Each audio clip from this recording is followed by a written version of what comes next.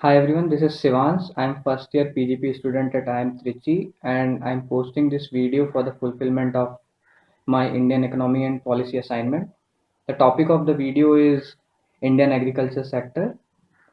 So before starting that topic, I want to quote Mahatma Gandhi. He once said that India lives in villages and agriculture is the soul of Indian economy. So I have divided this topic in two parts. First, we'll deal with the challenges that Indian agriculture is facing and is about to face in upcoming future. And then we'll look at the reforms what are needed to bring about the change in Indian agriculture sector. So first we'll look at the challenges. So there are plenty of challenges that India is facing in its agriculture sector currently. So I'll list down the challenges. What are the challenges that India is facing? So first one is the land reforms that are needed. So if you look at 1960s, back to 1960s, per person land available is around 3.5 hectares. But currently the land available to each person for cultivation is around 1.25 hectares. The diminishing margin of this land is actually keeping the farmers away from doing agriculture as a revenue based activity. So the second challenge is irrigation facilities that were developed at the time of Green Revolution. If you look at the pattern over there, most of the facilities were developed in northwestern state and particularly Punjab, Uttar Pradesh, Uttarakhand, and some part of Madhya Pradesh. So these states have very good facilities of irrigation. But if you look at another part in western Uttar Pradesh, Bihar, northeastern part, the irrigation facilities are not much developed. So this is the problem that Indian Green Revolution has created. It has created a disparity between its state, and the regional disparity is one of the effect of the Green Revolution which we are currently facing. And the another problem that Green Revolution has brought to India was the crop disparities. Most of the focus currently is on cash-based crop through which the farmer can generate easily the revenue from these crops like wheat, rice, and cotton. Government decides MSP on 23 crops and procure only three crops on regular basis, which are wheat, rice, and cotton. And these are the crops which are grown heavily. But some of the major crops are being neglected. These include pulses, millets, etc.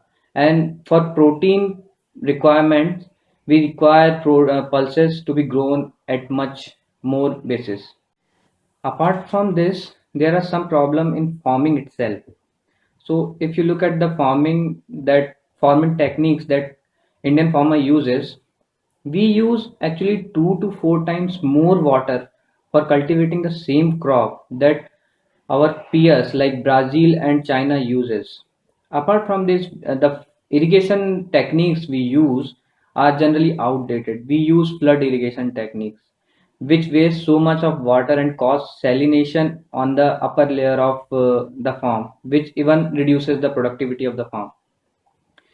We have to use high-tech facilities like drip irrigation and sprinkler irrigation to actually increase the productivity and reduce the amount of water which are needed. So these were the challenges.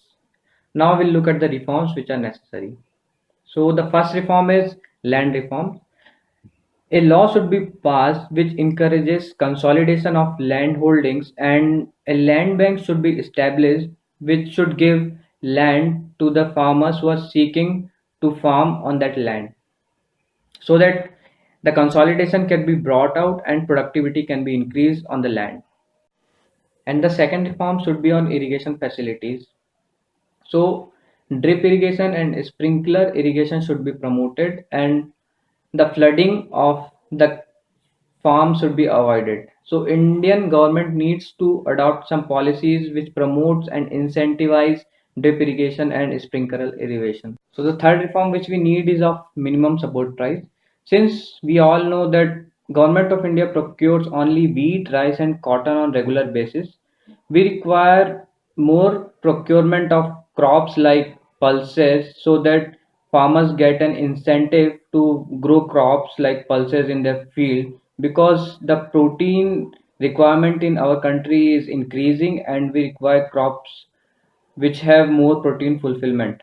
So minimum support price on pulses should be promoted. And the fourth requirement is, as suggested by Niti Aayog, bringing green revolution in eastern part of India. Since most of the part of eastern India has lacked good fertilizer and irrigation facilities.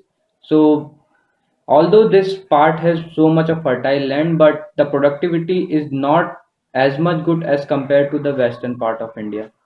So therefore, bringing green revolution in eastern part of India would be a good step to boost Indian agriculture.